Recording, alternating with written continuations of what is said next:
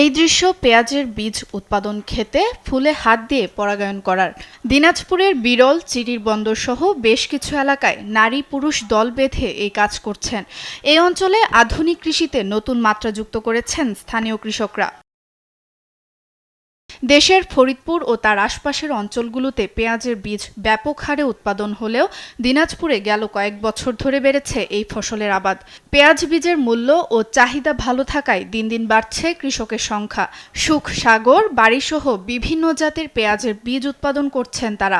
আবহাওয়া ভালো থাকলে এবারও ভালো ফলনের আশা চাষিদের। হাত দিয়ে পরাগায়ন করলে আমি সুস্থ সবল সুন্দর পুষ্টমানের বীজ পাবো 1 শতাংশে 4 থেকে 6 কেজি পর্যন্ত।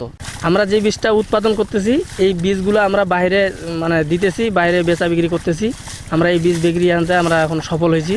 এই জন্য আমরা বীজের উৎপাদনটা আমরা নিজে খুব কাঠামো করে ধরছি যে আমরা যেন আরও সফল হইতে পারি।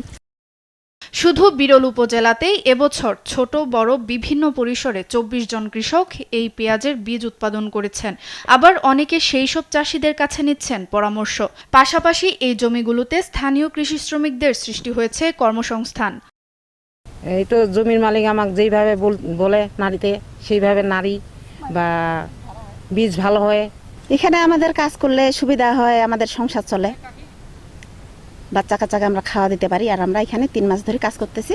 গতানুগতিক চাষ থেকে বেরিয়ে চাষিদের মশলা জাতীয় বীজ উৎপাদনের জন্য প্রশিক্ষণ সহ বিভিন্ন কারিগরি সহযোগিতা প্রদান করছে স্থানীয় কৃষি বিভাগ। হাত পরাগায়ন সেটি কিন্তু আগে কৃষকরা করতো না। এটি আমরা তাদেরকে নিশ্চিত করেছি, হাতে কলমে দেখিয়েছি যে এটি করলে ফলন ভালো হবে, স্ত্রী পুরুষের মিলনের ফলে যে বীজটা পুষ্ট হবে, ওজন বাড়বে এবং পরবর্তীতে এই বীজ থেকে ভালো ফলন পাওয়া যাবে।